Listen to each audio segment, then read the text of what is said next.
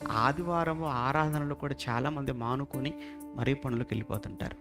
ఆదివారం ఆరాధనలు కూడా మానుకొని పనికి వెళ్ళిపోతుంటారండి. ఎందుకు? ఆ రోజు వెళ్ళిపోతే 200, 300, 400, 500 వస్తాయి.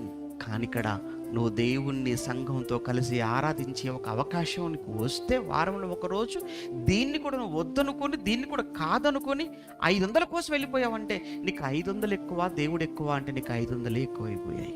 ఇక నీకు దేవుడు ఏమర్థం అవుతాడు? నువ్వు పనికి వెళితే వచ్చే 500 రూపాయల కొరకు దేవుణ్ణి ఆరాధన వదులుకొని వెళ్ళిపోయావు అంటే, ఆరాధన కంటే నీకు ఆ ధనం ఎక్కువైపోయిందా?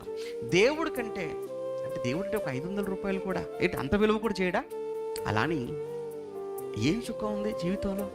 ఏ సంతోషం ఉంది? తెచ్చుకుంటావు, 5 నిమిషాల్లో అయిపోద్ది. 5 నిమిషాల్లో అయిపోతుంది. ఎంతసేపు అండి? సంపాదించుకోవడానికి రోజులు కావాలి, నెలలు కావాలి, కానీ ఖర్చు పెట్టడానికి ఎంతసేపు, అవి పోగొట్టుకోవడానికి ఎంతసేపు కావాలి? దేవుడు నీకు మంచి ఆరోగ్యాన్ని ఇచ్చి ఆయుష్యాన్ని ఇచ్చినందుకు నువ్వు ఆయనకి చెల్లించే ఆ కృతజ్ఞత, అదే ఆరాధన. అది కూడా నువ్వు వదులుకొని వెళ్ళిపోతున్నావు అని అంటే నీకు ఎక్కడుంది దేవుడు భయం? ఎక్కడుంది భక్తి?